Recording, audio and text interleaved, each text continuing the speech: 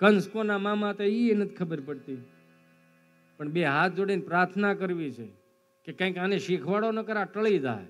મમ્મીઓને હરખતો જોવો, બેટા ચિંટુ જો તારા ડીડી આવે, ચલો બેટા પાણી ભરી દો બેટા. તો વળી મોબાઈલમાં ડાસો નાખીને શું કે ખબર, એને હાથ છે પી લે લે કર મોટું.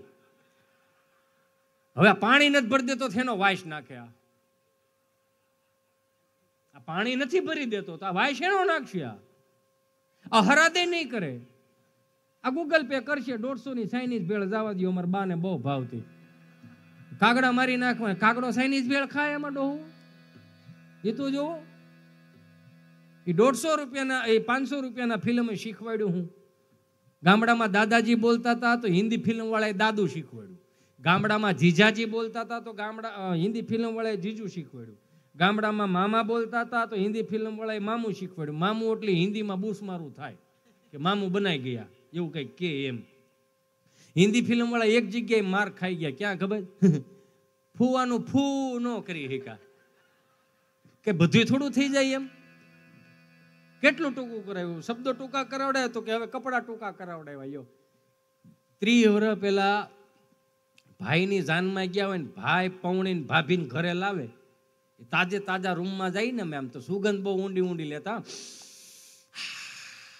ગુલાબની સુગંધ આવે, અત્તરની સુગંધ આવે, ગલગોટાની સુગંધ આવે, સુગંધ બહુ સારી આવતી. હવે ભાઈ ઈનો છે, ભાભીની છે, રૂમે ઈનો છે. યો સુગંધ ફરી ગઈ. અત્યારે આયોડેક્સની બામની સુગંધ આવે અને હાલું એ નથી ખબર પડતી. હવે કામ તો કઈ રહ્યો નથી તો શું કામ આયોડેક્સની જરૂર પડતી છે? હો એક માર્ક કર્યા જેવું. એ ભાભી પાસે જાય ને ભાભીને પૂછી ભાભી અમારે હાટું શું લાવ્યા? એ ઓલી વીઆઈપી ની સુટકેસ કાઢે. હવે તો પટારા ઉપર જ પડી હોય. એમાં દાંતીઓ આપે, અત્તરની સિંહ આપે, રૂમાલ આપે અને મોજા. મોજા તમને કહો 100 રૂપિયાના મોજા, ગોઠણ સુધીના મોજા સડાવે જ રાખો ને તમે તમારે. 6 રૂપિયાના મોજા, ગોઠણ સુધીના મોજા. 2-3 ધોણ ધોવાઈ ગયો ને ભૂંગળું વળીને ઘૂંટીએ નીકળી ન જાય. જોજો નીકળી ન જાય. અથવા તો કોઈ બૂટ ક્યાંક અંગૂઠામાં અટતું હોય તો ઢેલ કાચબો કેમ આમ ડોકું બારું કાઢે એમ અંગૂઠો બારો નીકળે ને પછી બાને કે બા મોજા નથી આ લેવા. તો બાઈ આવા તારા ને કાકાના ને બાપુજીના ને બધાના ભેળા કરીને એકાદું પોતું બનાવી નાખશું.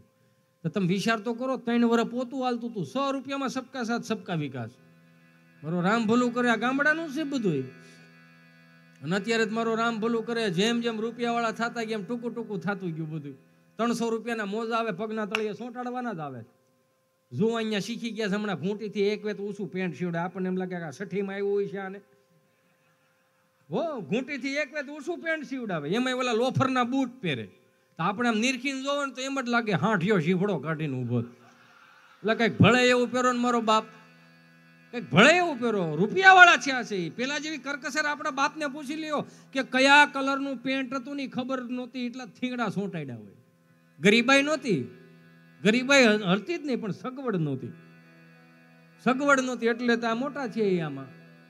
એટલે કહું જૂના દિવસો યાદ રાખજો મારા બાપ. કદાચ આ કાચના બિલ્ડિંગમાં ને એસીમાં હું તમે અંજાઈ ગયા છે ને તો કદાચ એવા દિવસો આવે ને કે ઘરના એક ઢાળિયામાં હોવું પડે તો તે દિવસે મન ડગવું ન જોઈએ. આ તો 12 શાલીનો ગાળો લઈ લીધો હોય છતાંય આખા હગાવાલા ને આખા ગામને આપણે કેતા ફરીએ છીએ.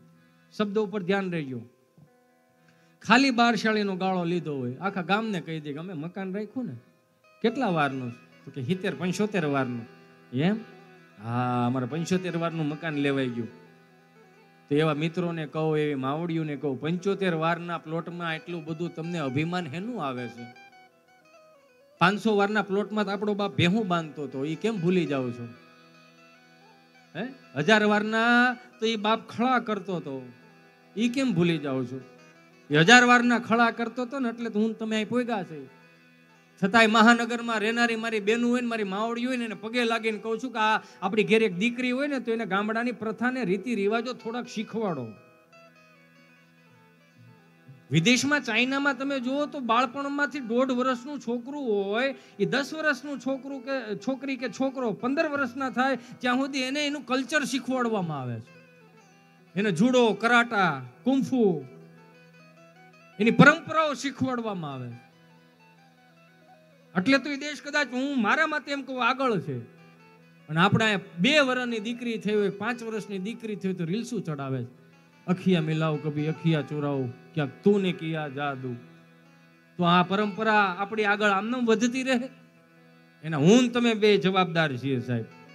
માફ કરજો મારી બેનું કે ઈશ્વરે રૂપિયા આપ્યા છે, બાપુજી પાસે રૂપિયા છે તો લગ્નમાં ખર્ચો ઓછો કરો. એ તો જેને ઈશ્વરે રૂપિયા આપ્યા છે તો એ તો ખર્ચો કરશે, પણ નથી આપ્યા ને એને ગામને દેખાડવા હાટુથી, હગાવાલાને દેખાડવા હાટુથી એવા ટાભક ટીભક ન કરો. ટકાના 1.5 લાવીને દીકરા દીકરીને પરણાવવા, એની કરતા સમાજમાં સાહેબ સમૂહ લગ્નની બહુ વ્યવસ્થા છે. જોડાઈ દો ને મારો બાપુજીઓ. પ્રી વેડિંગ ને આપણા બાપુજી ક્યાંય સેટિંગ નહોતું કર્યું. પ્રી વેડિંગ શું કહેવાય? કોકના લગ્નના આલ્બમ જોવો ને તો હજી આપણને રૂડા લાગે. કાકાના આલ્બમ જોવો, બાપુજીના આલ્બમ જોવો, 40-45 વર્ષ જૂના આલ્બમ જોવો ને, કેટલું રૂડું લાગે. માએ તમને કહો આ સુધીનો ઘૂંઘટો તાણ્યો હોય તો રૂડું કેટલું લાગતું હતું. માના વખાણ ન થાય પણ રૂડું કેટલું લાગે. 2 જણા તમને કહો આમ ગાલેસો પકડીને ઊભા હોય, હે, અને અહીંયા આમ ફોટાવાળા ફોટા કે એને પોઝ આપવાના, વળી આવી રીતે આમ પોઝ આપવાના, આવી રીતે આમ મહેંદી દેખાડવાની, આમ જોવાનું, કેવું રૂડું કેટલું લાગતું હતું. આપણા આલ્બમ આપણા છોકરા જોઈ શકશે, પણ આપણા છોકરાઓના કે આપણા દીકરીઓના આલ્બમ આપણે નહીં જોઈ શકી. શું કામ નહીં જોઈ શકી? પ્રી વેડિંગ શૂટિંગ આવી ગયા, 15 વર્ષ જૂનું પીપળાનું થડિયું પડ્યું હોય અને માથે અહીંયા બેન ઊભા હોય, ગોઠણ સુધીના કપડાં પહેરે, 10.5 ફૂટની સુંદડી ધોળા કલરની ઉડતી હોય, અને ભાઈ પાછો તમને કોઈ ઘોડો લઈને સ્લો મોશનમાં ધોડ્યો આવતો હોય. એનોય વાંધો નહીં. લગ્નમાં મેં એન્ટ્રી કરે ત્યાં તો સાઉન્ડ વાળા નહીં કહું, ગીતોય સારા મૂકો. ગીત કેવા મૂકે પાછા? અલીવર શાર શહેનશાહ, આખા ભારતનો રાજા. હરામ બરોબર જો 4 વીઘાને નામે હોય તો નથી કરવાનું યાર.